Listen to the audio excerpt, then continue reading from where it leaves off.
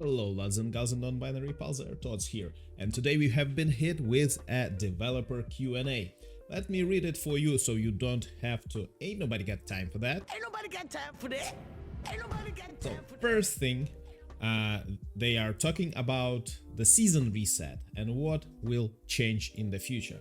Looks like they are planning not to reset artifact levels at all, and do not scrap Arcane Dust, which makes sense because Arcane Dust is sold for real life money. It is often a part of a bundle for artifacts and it is scrapped. I think it is the only thing that is scrapped. I might be wrong, but I feel like that's the only thing that is sold for real life money but is scrapped every season. So I never bought any artifact bundles because I felt it is a waste of money since it just gets deleted. So that is gonna change, looks like it. Hero levels will be partially reset. Interesting to see how it will work. And they all, of course, will increase the level cap for Darklings and Fords. So it looks like we will get higher than level 25 Darklings and higher than level 7 Fords, but that was something that has been expected. I am not surprised to read that at all.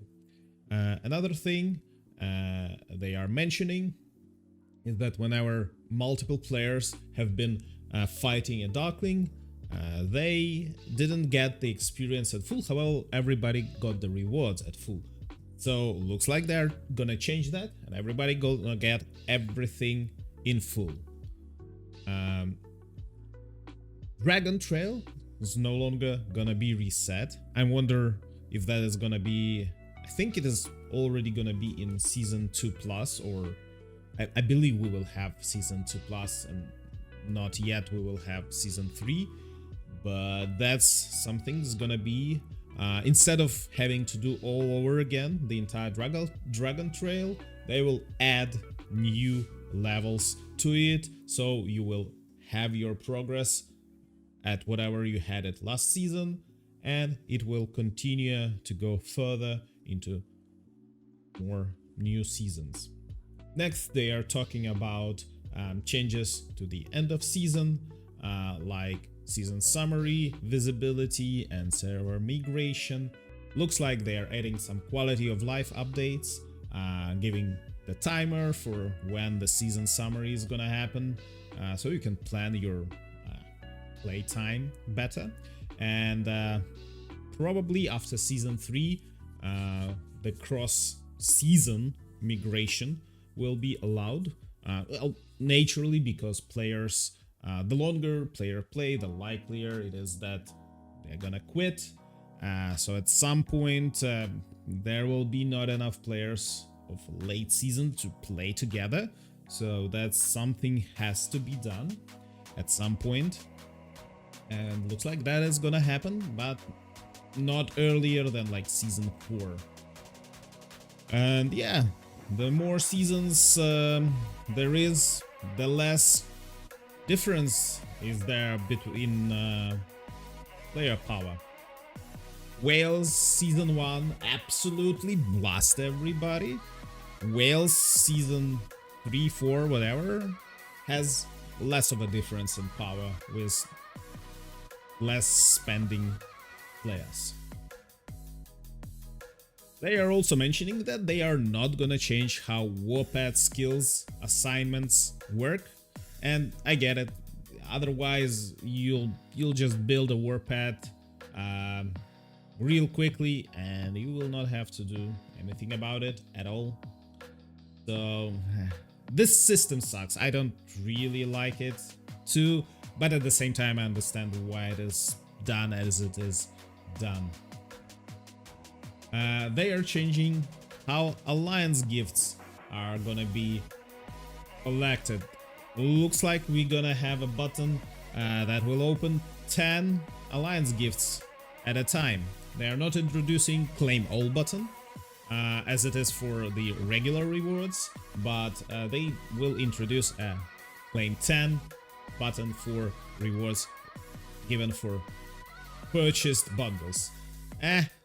I don't know.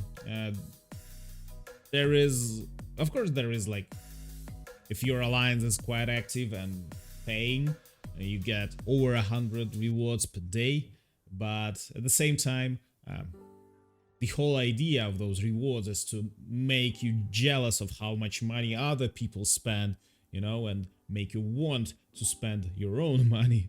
That's the idea, not to give you gifts, of course, but to motivate you spend more. So I am not sure if that's a proper way to handle it, but at the same time, that'll make the claiming faster. So I guess that's a win. And there is the next one is very interesting. They will allow to run multiple characters in the same like open client, where so you will not have to get multiple devices in order to open up multiple accounts, multiple characters.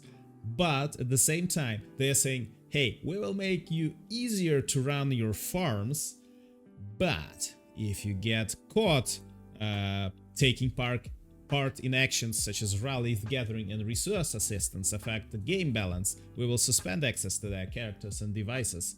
Very, very strange thing to do.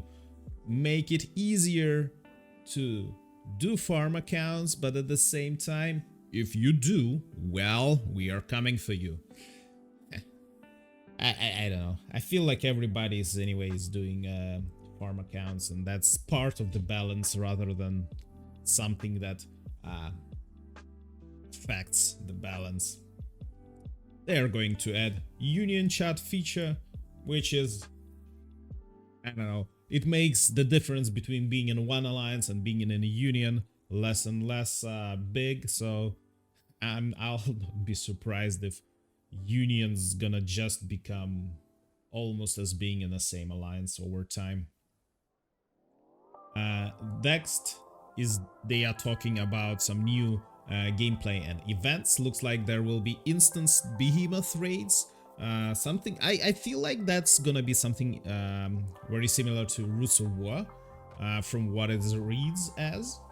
And they are gonna change how treasure maps work, and they say it's gonna be faster to find them. So yeah, we will see how that is gonna work.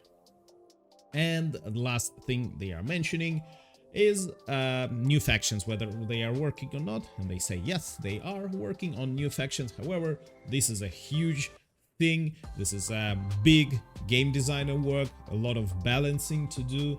I believe they should be also somehow naturally be part of the story when you play from starting from season 1. I guess if you introduce a new faction, players have to be able to play it starting, if they, you know, start a new game and it is season 1 for them on a new server. They have to be able to choose this faction. But it will be so strange if the story doesn't mention this faction at all and doesn't mention those heroes at all that come with the faction. So that is a lot of work. So they say that not anytime soon. They are working on a new faction, but do not expect it anytime soon. Anyways, most of the updates that I mentioned in this, they are promising in the next update that will come in November. And yeah, looks cool. Some bits are a little interesting, a little but at the same time, a lot of quality of life updates. So looking forward to that. Thank you for watching and see you in the next one. Bye bye.